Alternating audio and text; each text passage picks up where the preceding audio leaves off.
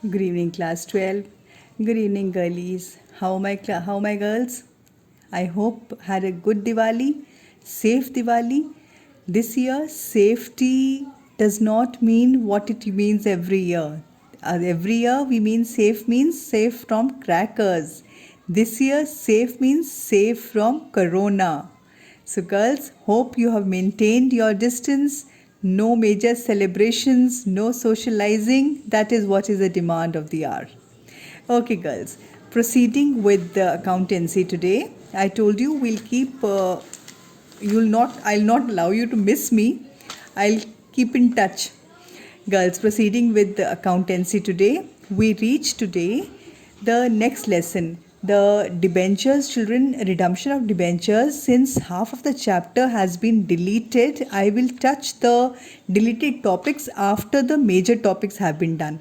I will do those topics with you, but that redemption of debenture from the lump sum payment and the method of withdrawal in installment, both the methods have been deleted for this year. I will cover these topics, but after we finish the remaining topic, the NPO. We start today with NPO, the not-for-profit organization or the non-profit organization. Now, children, what do we understand with the not-for-profit organizations? The meaning itself is self-explanatory. The meaning is very clear. Not-for-profit means those organizations, children, that are not found to earn the profit. Their aim is not to earn profit. Their aim is to provide services to its member and services to the public in general interest. So they just have to provide services. These not-for-profit organizations, they put their efforts to promote art, culture, education and other social and charitable efforts, charitable purposes. Now, children, but even if their aim is not to earn profit, they do not have to make the profit and loss account and the trading account. But still, since they are organizations, there is some monetary inflow and outflow going on. There is inflow of cash, outflow of cash. So since inflow and outflow is going on for an organization, that means there are members who are running it. There are members who are contributing into the affairs, into running of the business. They have to maintain some record. How will their records be displayed? How will their records be made? What are the accounting treatments given to the transactions that are done under not-for-profit organizations? Not-for-profit means, for example, we can take charitable institutions, hospitals, clubs, schools, or any maybe dispensaries or any such institutions that are maintained or that are being run for entertainment or any such public service, any such service that is for welfare of the society. Now, before we proceed with the accounting aspect, let us get in detail with the meaning of not-for-profit organization.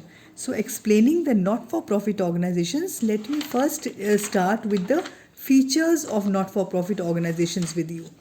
Now, the features as given in this book, girls, first thing, I apologize to you. I do not right now have the textbook for NPO. The book that I am using for accountancy, for partnership and the company accounts, is an old edition which did not had NPO at that time. The latest book is in school and that is not with me. So I will be covering the chapter. I'll explain the chapter with you, but the questions may not be same as your textbook. But I ensure that I will take all the measures to make the things clear to you. Okay, so the points that have been given here, we discuss features. The first of all, I explain to you what does NPO mean. The first and the most important feature for NPO is that it is a separate entity, separate legal entity. There is no question of single ownership or joint ownership. It's a separate business on its own, in itself. So it has a separate identity, legal identity. it can enter into contracts, it can sue the other people in the court, it can be sued into the court, so because it has a separate legal identity. The second most important feature to understand, as I told you, the aim, the motive of any NPO is to provide service, to reach welfare, not to make profit, just to provide service to its members or maybe non-members, maybe society. That could be either free of cost or could be at nominal cost, but the aim is to provide service, not to earn profit. Then very important feature, major sources of finance. There are three major sources of finance. The first source is the fee, the admission fee. There is, I told you, these are the organizations that are run by the members. There is a team in that organization, team constituted by members. So all these members, they pay admission fee. That is the major source for the running the NPO, the major source of finance for NPO. Then the second important source of finance is subscription. Subscription. That means the members also, they have to pay some subscription fee. They have to pay the subscription fee. So second very important source of finance is a subscription given by the members to enroll them in the organization. Then very important source can be donation. Charities and donation given to these organizations, maybe religious institution, maybe a temple, a gurdwara, a church, or an orphanage, so any club. So their main source of finance is donation given by others. The temple is being run, the gurdwara is being run, or the orphanage is being run with the donation and the alms and charities given by others. So that donation is a very important source. And the last is income from investment. The income from investments, the IFI, it is called IFI, the income from investment. Income from investment means with their surplus, they also have some surplus, or with the donations given to them, or sometimes donation comes in kind, maybe some land, some property is donated. So that property is an investment for them. They invest, they let out that property, they let out that building to somebody and earn a rent on that. So that rent will be income from the investment. For any such investment, in case there is income from that investment, that is a source of finance for the organization, for the NPO. Then comes the next feature to understand is the accounts. The accounts that are maintained are different from the finance, the profit-making entities. Profit-making entities, the profit organizations, their accounts maintained are the trading account, profit and loss account, and the balance sheet. We've done that in class 11. Now, the accounts that are maintained by the NPOs are different. They make the receipt and payment account, they make the income and expenditure account, and then they make the balance sheet. We will deal with each one of them separately in detail. Then next thing is management. Who manages this? This organization is managed by elected members. So these elect by the group of elected members from among themselves. This or maybe it's called a committee, a managing committee, a directorate, or a team of management. So it is run by the elected members of management. Then the working in various forms. An important point, these organizations, children, they are set up as charitable trusts or societies, and the subscription to these organizations, the people, subscribers to these organizations are called members. So these members, they work in different forms. Then the very important thing to understand is the surplus disposal. How is the surplus disposed of? Where does it go? There is no profit seeking. It is not a profit seeking entity. So the surplus, in case there is the expenses this year are less than the receipts, than the incomes. So there will be surplus. So what do we do with that surplus? It is not distributed among the members because it is not profit. Otherwise, for the profit organization, the surplus is distributed among the members. Here, the surplus is not distributed among the members, but the surplus is added to the capital fund. So sometimes there may be excess of expenditure over the income or deficit. That is also adjusted in capital fund in these organizations. So that is a very important thing to understand the surplus disposal. Now coming next to the financial statements of these accounts or the final accounts that are maintained. There are three types of accounts, children, that are maintained for NPOs. The profit and loss account of the profit organization is replaced here by the income and expenditure account. The income and expenditure account is the account to record all the incomes and all the expenditures and then find out what is the surplus or the deficit for this year. Then another very important account that is maintained is receipts and payment account. The receipts account and the payment. Receipts and payment is nothing different than a cash book. It is summary of the cash transactions. So we will deal with this in detail. The receipts and payment account, it is just a summary of all the cash transactions over a certain period that are analyzed and classified under suitable headings. We will deal with this detail. And the last is the balance sheet, to check that what is the asset of the business, what is possessed by the business, and what is owed by the business to others. That there we make the balance sheet. These are the accounts that are maintained by these organizations. Now getting into detail, we start with the first account. I told you there are three accounts. The first account is called the receipts and payment account. This is the account, the first account. Why do we take it as the first account? Because from this account, the rest of the account, the income and expenditure account and the balance sheet will be prepared from this receipt and payment account.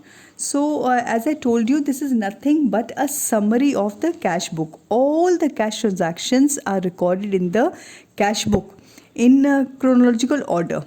So as a result, the transactions related to particular item will appear in the cash book many times, like subscription received, salaries paid, etc. So children, to work out the net results, all of these cash transactions, all these cash transactions, they have to be summed up. They have to be categorized. So we just maintain this cash book is maintained, or this receipt and payment account is maintained to record, to analyze that what are the incomes and what are the expenditures. Before that, we need to know what did we receive and what did we pay. We will deal with the receipt and payment account in detail. Let us discuss orally what does it mean. The first feature of receipt and payment account to understand is that it is a real account. The most important thing you should understand that this is a real account. Real account means debit what comes in and credit what goes out. So it is summarized copy of cash receipts and the cash payments. Then the next important feature is the period. Here children, all the cash and the bank transactions, whether belonging to current year, the previous year or the next year, they are recorded. The period it is not that this year. Whatever is happening this year, whether that relates to the previous, that means there is no mention, children, and this is one point that is unlike the profit and loss account. There, if you remember, we used to take into consideration what relates to this year, whether it is received or not, whether it is paid or not, but as long as it relates to that year, we used to take that in that year. This is receipt and payment account is unlike that. Here we have to record what is received. So that what is received, that may be last year's payment, last year's receipt, or that may be for the next year. But as long as it is received this year, we have to show it this year. We have to record it in this year. So the period does not matter which period is the amount being received or which period is the amount being paid for. Since it is received and paid this year, it has to be recorded in the receipt and payment account. Then comes the opening and the closing balances. So your children, the opening balance of cash in hand, it always show a debit balance. You know it, that cash in hand always has debit balance, and thus will be written in the debit side. And cash at bank, it shows debit or favorable balance, it will be written on the debit side. But in case the bank, it shows unfavorable balance, then it will be placed on the credit side. I will deal with this in detail just now, just after this as we begin. Then next feature is the purpose. Purpose means I have just told you the purpose of this account, the receipt and payment account, is to ascertain the deficit or the surplus of a particular period. Income and expenditure account will be prepared on the basis of receipt and payment account after considering the various adjustments that we make to this account. Then comes the next item is the non-cash items. The non-cash items, they are not recorded. Very true, I told you this is a real account. That means debit what comes in and credit what goes out. So coming in and going out will be only for cash transactions. So all the accrued or outstanding or depreciation or anything that is not in the form of cash, that cannot be accommodated in this account. And the last feature is nature of the items that have to be recorded.